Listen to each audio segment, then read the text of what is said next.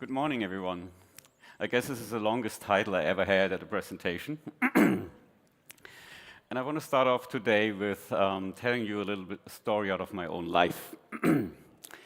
I actually consider myself as an internet fossil. I'm actually older than the internet.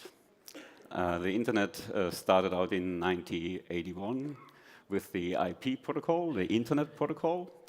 But there was a predecessor, and that started in 1969, was called ARPANET. And I'm actually older than that. So just out of curiosity, who else is older than the internet here? This guy? 10 people, roughly. It's not so bad. I thought it's worse. So I'm old, and I can look 40 years back in my life when I still existed. I was 11 years old then. And I had not many desires as an 11-year-old child, just two. It was candy and comics. And it was this wonderful store where I could go to and get these desires fulfilled. And it was, although I wanted really badly to get inside to get my stuff, I was always reluctant to get inside because I couldn't look through the door and I didn't never know if there was a nice old lady that owned the store or her mean son that was not very nice, or even the teenagers that would pick on the small kids. So in internet language, you can say the conversion rate of this shop wasn't so great. But even back then, there was better designs for such shops.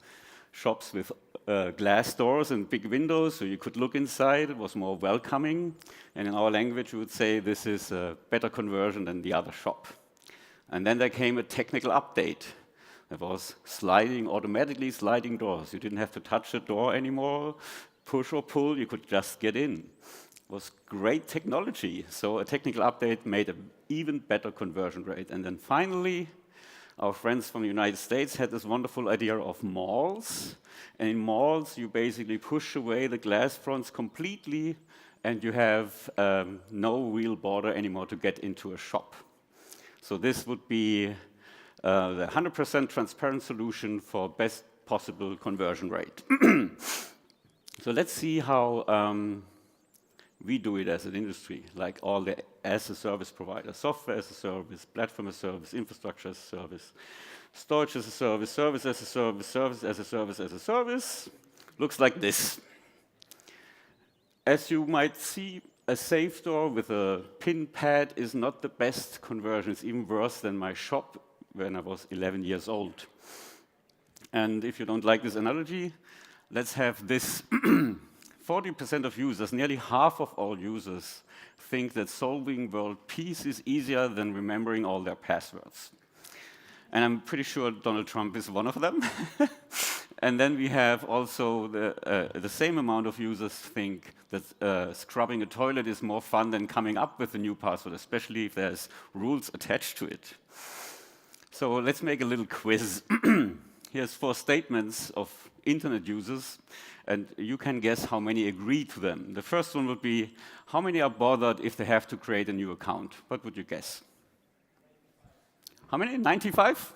Huh? Okay. What else you have? 80? 100? That's probably true. So it's 88%. Quite high number. And then there's the other thing, you go in the internet, you find something you want to buy, and then this sign-up form comes up, and you're like, and I'm like, let's see if Amazon has it. Okay, Amazon has it. I don't have to buy it there. I just buy it at Amazon because I don't have to sign up. How many percent would you guess do the same as me? 96? That's a little high. 95? It's only 54%. And then imagine if you are in a software as a service company, for example, and you have people that try your product in a freemium model or in a 30-day test model.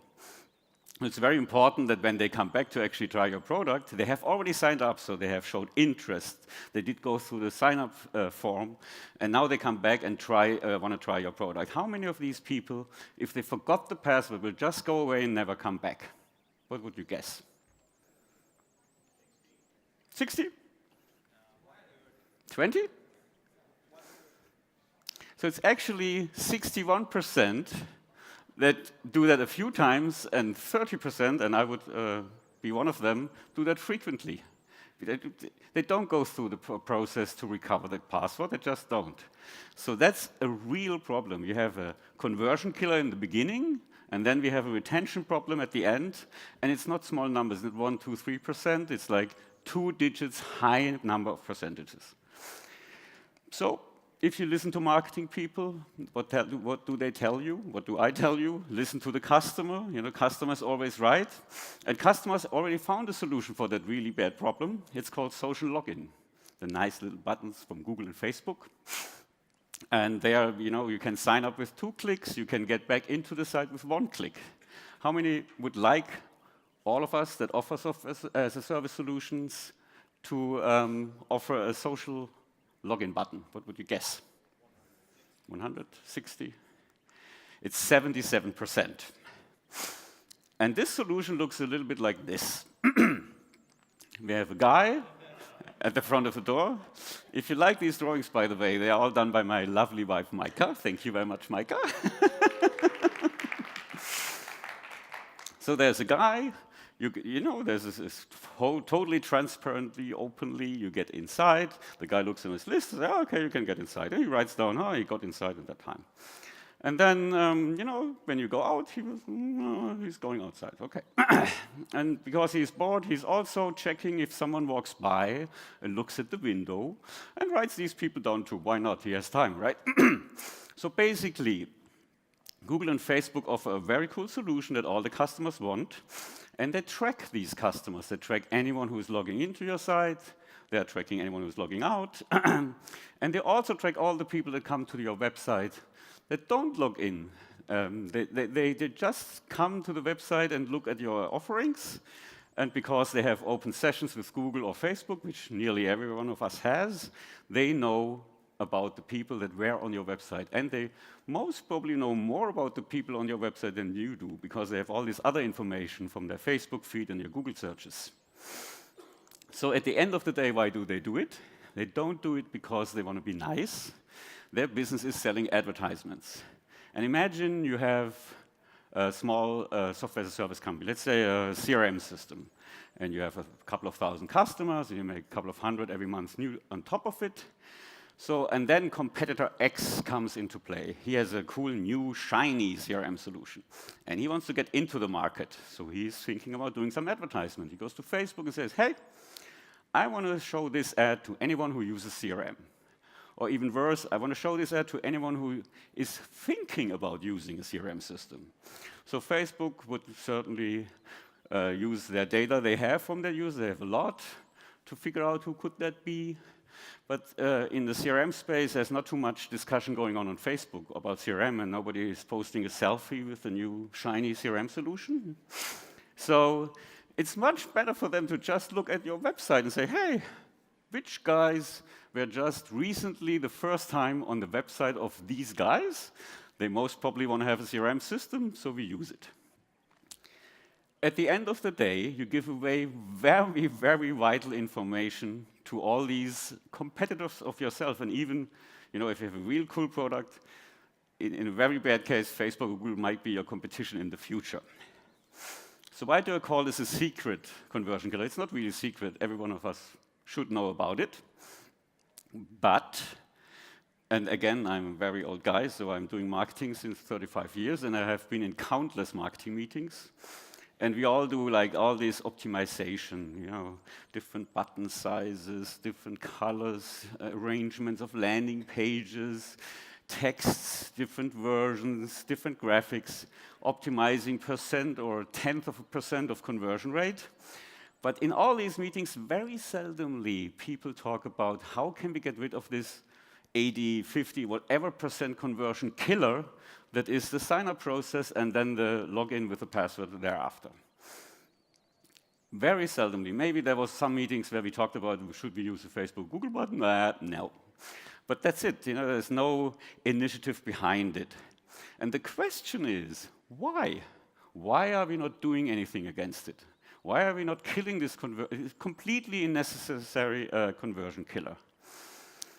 And why would you have this if you could have this? You have this wonderful, nice lady. She's not tracking anyone. She's just greeting people, say, hey, Mr. Gauger, thank you, and come in. Why don't we have it? And there is a very simple explanation to it. It's a chicken and egg problem. If you imagine that you are a wonderful new single sign-on solution, an initiative that just started, and you're like, oh, I have this wonderful solution, it's not tracking, it's just perfect, easy to use, 2 clicks to get in, 1 click to get back. So you go to the users and say, hey, I have this wonderful solution. You can easily log in, you don't have to come up with passwords anymore, you don't have to solve world peace or scrub the toilet. It's very easy. And the user's like, oh, cool solution, I want to use it. Which of my websites can I use it on? And you're like, we just started, there's not so many. And then the user is like, oh, out of the 20 websites I use, you're not supporting one of them, or just one of them. So they might not be so interested.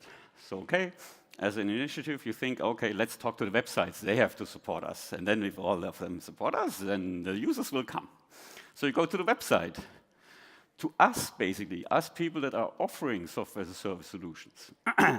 And they are like, we are like, as the initiative, we are like, you have to support us. Your conversion rates will go up greatly. You will save a ton of money, or you will make a ton of more money.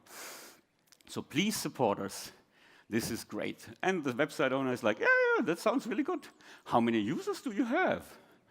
And you're like, not so many yet, but there will be more in the future. And then the guy thinks to himself, okay, this sounds nice. I'll support it once it has some traction.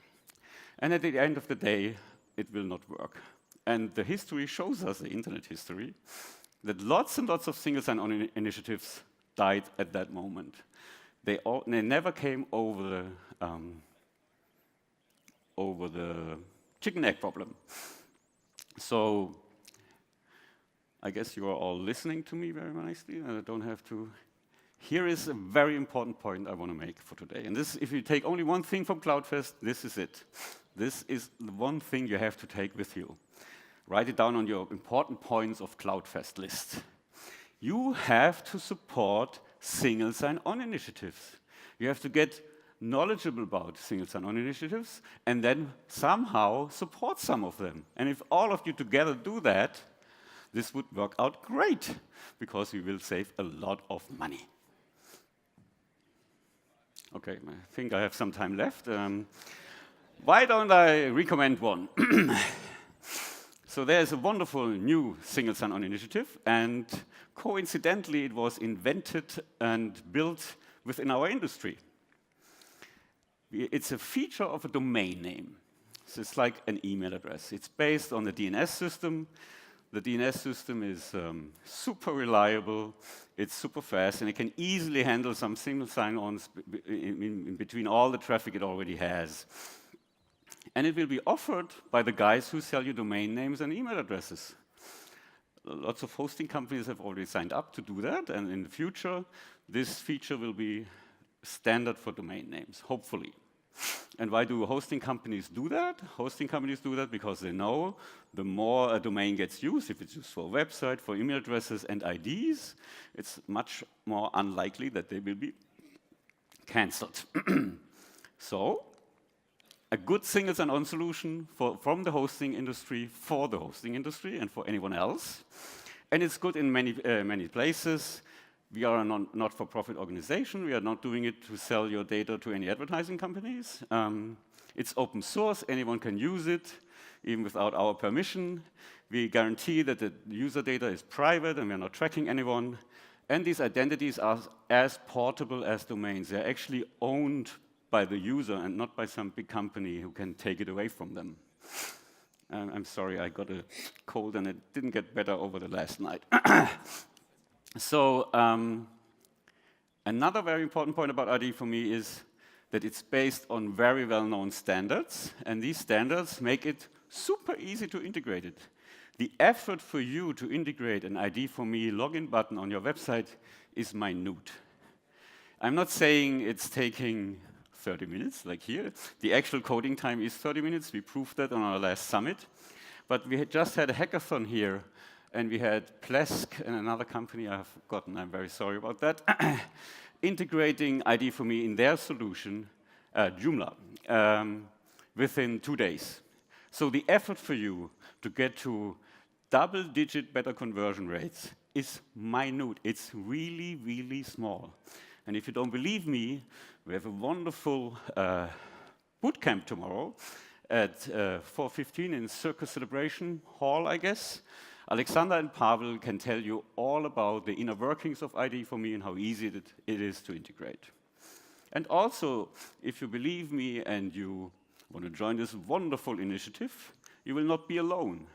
There's all these wonderful companies already announcing to support ID for me. And if you look at the first 3 ones, Ionos, DNIG, and Open Exchange, these are the inventors, by the way. These 3 companies came together, thankfully, thank you, and came up with a standard. So there is already some traction, at least. It's not completely nothing. And I would really recommend that you get into it. So the second thing I want to bring across, and if you dozed off already, please give me another 30 seconds of your attention. Second CloudFest resolution for today is, I have to meet someone from ID for me to learn more about this wonderful solution. The thing that will make great conversion rates and will make a lot of money for me.